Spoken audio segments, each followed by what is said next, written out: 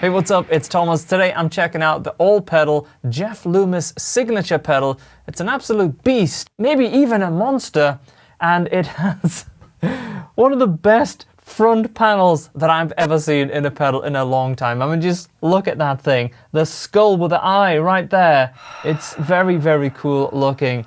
But fortunately for me and you, it also sounds incredibly good as well. Let's check it out.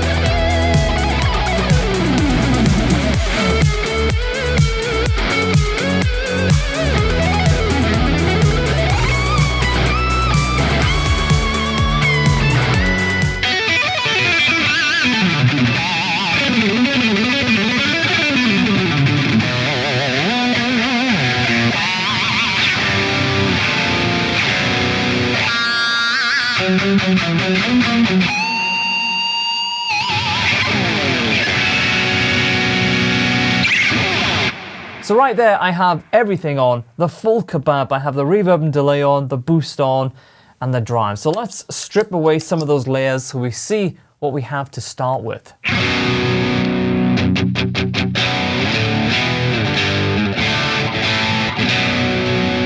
A very, very light platform sort of sound, you know, which is great for overdrives like this.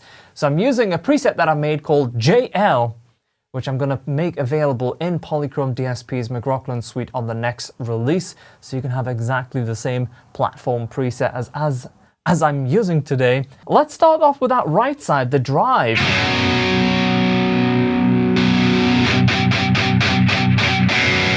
So what I love right away about this drive is it's not super thick and boomy, it's quite tight and articulate, and that's my type of drive. Kind of reminds me of the drives that's in Polychrome.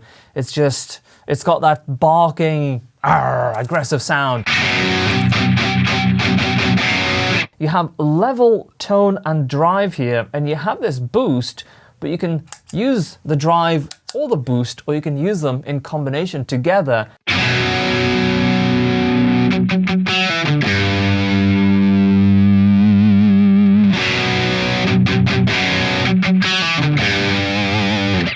So right there, I'm kind of using the boost just to give me a little bit more push into my amp. And that's really cool because normally you don't have that sort of flexibility. You'd have to drop to the floor, dial back the level, play with the overdrive and stuff. So I think that's really, really nice. And the other way, of course, that you could use this is you could use the boost to boost your solos. So you could have it set up so you're playing rhythm stuff like this. You need that kick over the edge. You need the full, you know, the garlic sauce, the chili sauce, everything.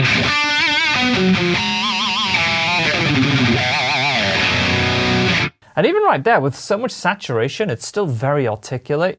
It doesn't just crumble into a pile of mud and mush, which can so often happen when you have that much saturation.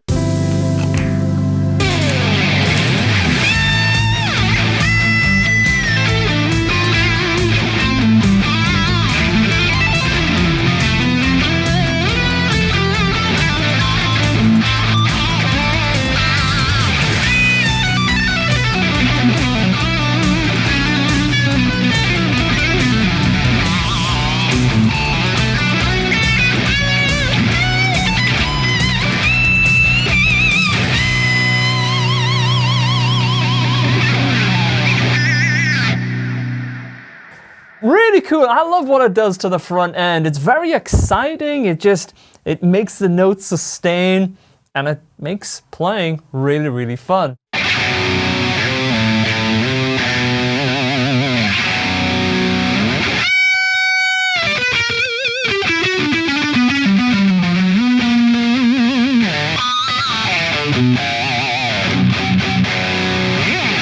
All right, let's turn on the reverb and delay, because this is really unique in a pedal, and in all honesty, not something that I would usually want in a drive pedal or a distortion pedal, but the way that they've went about it in this pedal is really unique. They've essentially just separated it off, and in the manual, you actually get some really, well, first of all, there's a lot of really cool stuff in this manual. It's more like a sort of a brochure about the pedal. It's really well presented.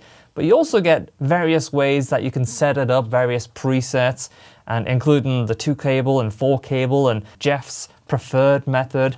But the way that I've set it up today, on the right side on the drive pedal, I have my guitar going straight into the input, and I have the output going into my audio interface where I have Polychrome DSP's McRocklin suite loaded. And then on the other side though, I have my DAW, which is Ableton, sending an audio send to the input of this pedal, and then the output is going to a separate input. So effectively, I've made a send and return inside of Ableton.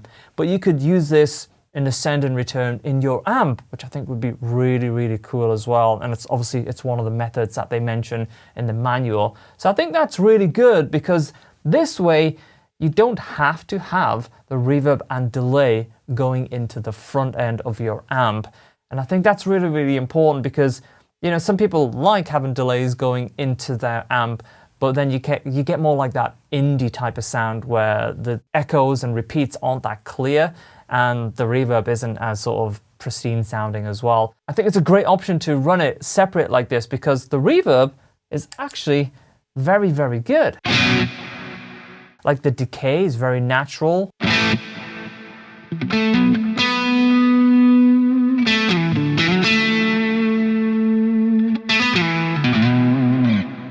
So on the reverb parameters, we have the amount, the tone, which is cool because you can make it a little bit less bright. And then we have the decay.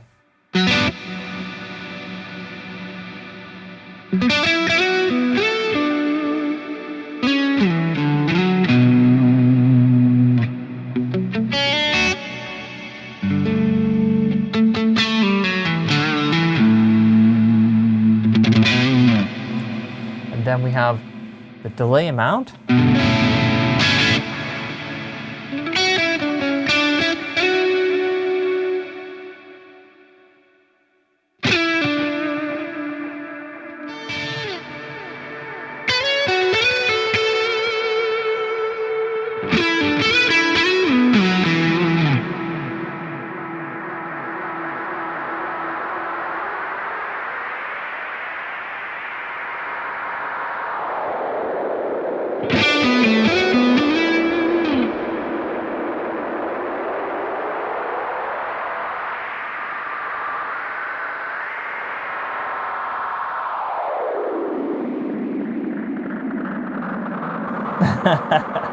Always fun to play around with those type of things that delays can do, where they just self-oscillate and go into feedback. But that's really cool that even the delay in this can do all of that stuff as well. So I'm just gonna dial back some of those feedback repeats.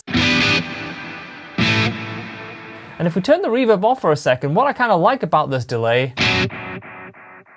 is you hear how it's quite filtered. It's not super bright. What I like about that is it kind of gets out of the way when you're playing. So if I just jam around.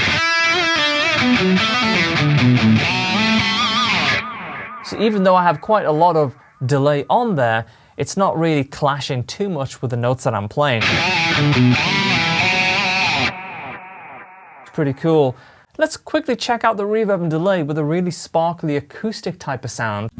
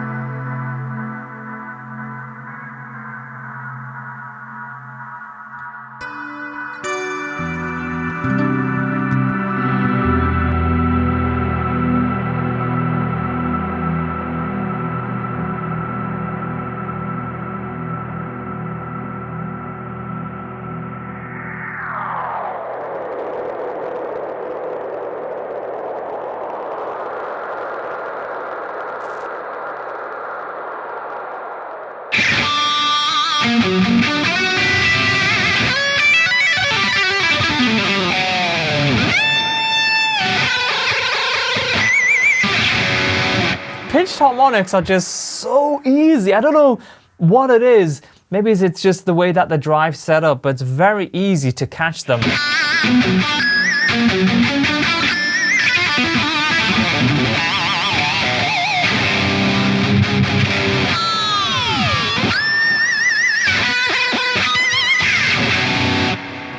Loads of excitement. Very good. I like it. That is the all-pedal Jeff Loomis Devil's Triad. It's an absolute win. It looks incredible. It's really well built when you feel it in the hands. All the tone pots, the details like the black buttons, everything about it I think is just really, really cool. They've done a great job. If you enjoyed the video, hit that thumbs up, subscribe to the channel, and I'll see you back here real soon. Take care, guys.